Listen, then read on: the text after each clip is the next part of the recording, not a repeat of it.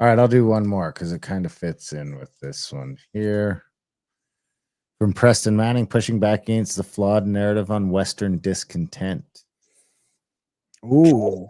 Continued expressions of dissatisfaction in Western Canada with the organization and performance of Canadian Confederation, including calls for succession from a minority of citizens, have led to numerous news pieces and commentaries on the subject by central Canadian media and political commentators. But most of these suffer from four main flaws, which call for pushback. First, pushback is required against repeated reports that Western unrest is just an Alberta thing. The truth, and Central Canadians deserve to know it, is that the current dissatisfaction with Confederation in Western Canada is widespread. It is a Canada West dissatisfaction, shared not only by many in Alberta, but also by many in Saskatchewan, rural Manitoba, and much of British Columbia. In particular, the eastern, central, and northern parts of that province. This is likely to be confirmed by post-election polling, the results of which should be available by the end of May. Secondly, pushback is required against misleading reports by central Canadian commentators implying that the only proposal on the table for addressing Western dissatisfaction is succession. Again, this is simply not the truth. Certainly not the truth, the whole truth, and nothing but the truth. The truth is that succession is only one of several current options for responding to Western dissatisfaction, and succession is not the most popular one, since a majority of Westerners still hope that their current concerns and aspirations can be met within, not separated from, Confederation.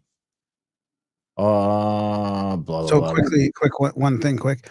So when they say center, this might be confusing for people. When they say central Canada, they mean Ottawa, Montreal, and Ottawa.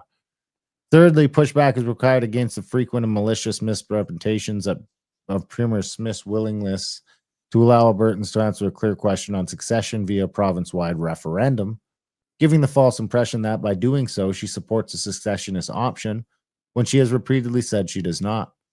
Premier Smith, whom I've known for a long time, is a libertarian, a conservative federalist, and she is also a Democrat, as all of us who seek or hold public office in this country should be, regardless of party. And the democratic way to handle an issue like the minority demand for succession is not to suppress it by censoring and canceling those who advocate it, but to get it out in the open, subject it to broader cross-examination and debate, to compare and contrast it with other alternatives, and to ultimately facilitate a vote on whether this option should be further pursued or not. This is precisely what Premier Smith is doing, and her employment of the democratic referendum process to deal with pro-succession sentiment should be applauded, not misrepresented. Finally, pushback is almost certainly required against the fallacious charge that those who are identifying the features of Canadian federalism that are alienating a substantial portion of the population and who seek to remedy those flaws are out to divide the country at a time when we should all be pulling together. No one, least of all Westerners, disagrees that Canada needs to be more united than ever before, united to improve our domestic well-being and more united to better represent ourselves internationally, particularly in future trade negotiations with the United States. But to be so united, we need to deal first and foremost with the internal divisions that weaken us, many of which are the products of 9 years of misrule by the Liberal government. I don't know if I'd agree with that. I would say that the Alberta problem has been around since Alberta was a province. For example, major intrusions of the federal government into areas of provincial jurisdiction, health, municipal governance, civil rights, and particularly natural resource development.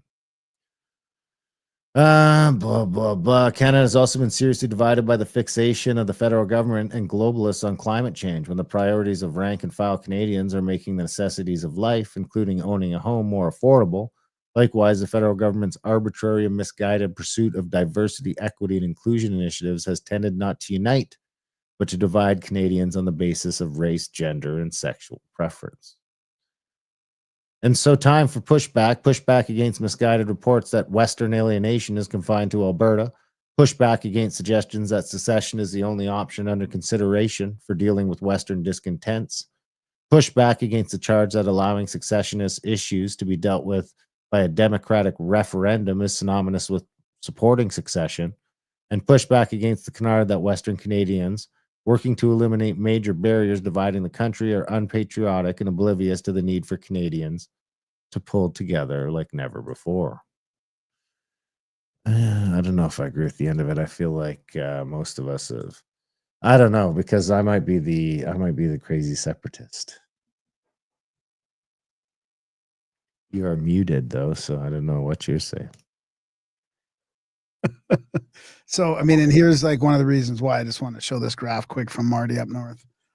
So, and this is only from 2020 to 2022, right? So it's 1985 versus 2022. The median household income down there and the price of a home, and then where it is right now. I mean, look at this. This is what we're dealing with. No wonder why people don't want to keep going on with this confederation, right? And I mean, what's that like now 2 years after? Now put Probably up to 700. What? Put the price of gold beside that, the value of gold, and I bet you it's the exact same.